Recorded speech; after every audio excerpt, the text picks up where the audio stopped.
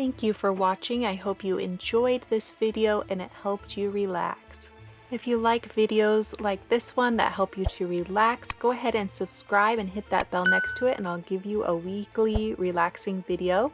If you want to paint along, you can get the full tutorial with a reference photo and an art lesson on my website createfulart.com, or you can become a Createfulart member on Patreon.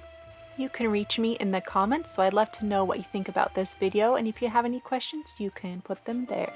I can't wait to share with you our next destination to get inspired from as we paint the places all over the world. Until then, here are some other relaxing videos you can watch.